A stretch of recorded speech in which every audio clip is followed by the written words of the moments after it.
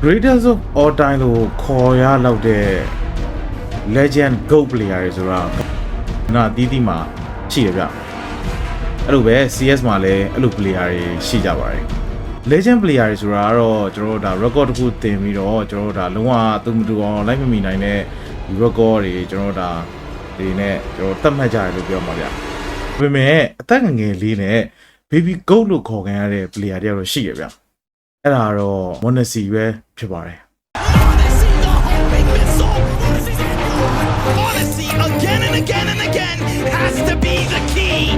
Monesi လို့ကျွန်တော်သိကြတဲ့ Ilya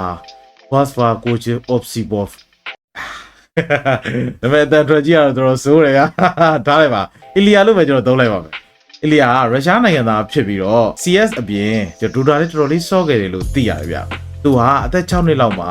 CS ကိုသူ့ကိုကြောင့်စဆော့ဖြစ်တယ်လို့ပြောမယ်သူ့ကိုကတကယ်တမ်းကျလို့ရှိရင် 1.0 တော့တော်တော်လေးစော့ခဲ့ပြီးတော့တချို့ပြိုင်ပွဲသိလေဝင်ပြိုင်ခဲ့ဘူးတယ်လို့သိရတယ်အဲ့လောက်ဒီအကူက CS မှာတော့သူ့ညီလဲစော့ကျင်နေတဲ့တူပါတယ်သူ့ကိုလက်တော့ PC ဖွင့်ပြီးတော့နဲ့ကျွန်တော်တီးတော့တာပဲ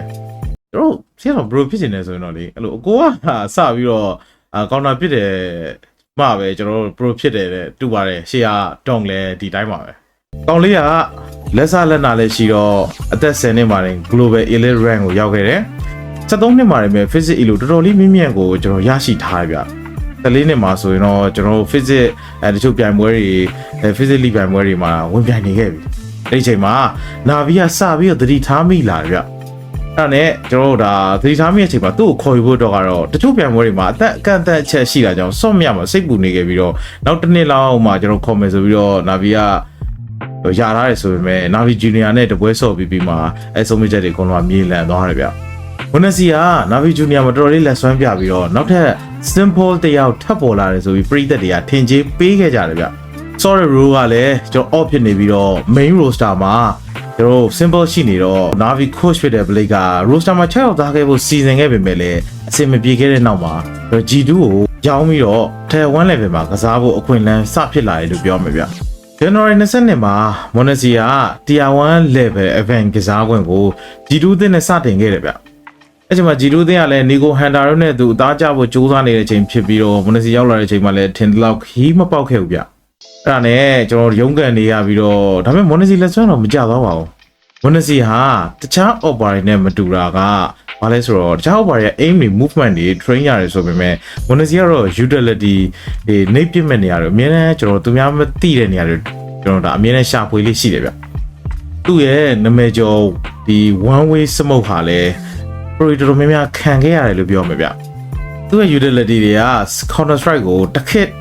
ထခဲ့တယ်လို့တော့ပြောရမှာ one way smoke တွေက one way ဆိုတဲ့အတိုင်းတစ်ဖက်ကမမြင်ရဘဲနဲ့ Monesi ကိုလည်းမြင်ရတာဖြစ်ပြီးတော့ကျွန်တော်အဲ့လိုမမြင်ရဘဲစော်ကန်လိုက်ရတာတွေကြောင့်တော်တော်လေးအောင့်တက်ခံစားမဲ့ smoke တွေဖြစ်ပါတယ်အဲ့လိုလောကောင်းလို့ G2 versus Imperial ပွဲမှာပြဿနာတွေတက်ခဲ့ပါသေးတယ်Rush Windows Smoke One Way Smoke နဲ့ကျွန်တော်တို့ Imperial ကစားသမားတွေအကုန်လုံးကိုပြခွဲလိုက်ပြီးတော့ complaint တက်ခံခဲ့ရတယ်ဗျအဲ့ဒါနဲ့ပတ်သက်ပြီး organization ကနေပြီးတော့လက်ခံခဲ့တာဖြစ်တဲ့အတွက်အဲ့လိုပြဿနာကြီးကြီးမားတော့ဖြစ်သွားတာမျိုးတော့မရှိဘူးဒါပေမဲ့ကျွန်တော် utility အားသာချက်နဲ့လှုပ်လှုပ်နိုင်တယ်ဆိုတော့ကျွန်တော်တို့ဒါ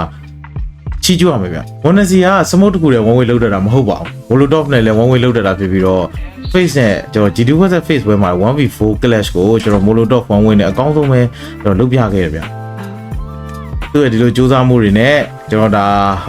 စမ်းသစ်တဲ့ကစားကွက်တွေကြောင့် G2 နဲ့တူ2022မှာ IEM Katowice Blast စတဲ့ကျွန်တော်ပွဲတွေရဲ့ချန်ပီယံဖြစ်ခဲ့ပြီးတော့ G2 နဲ့တူနောက်ထပ်ဗလားများစွာလည်းထပ်ပြီးရရှိထားပါသေးတယ်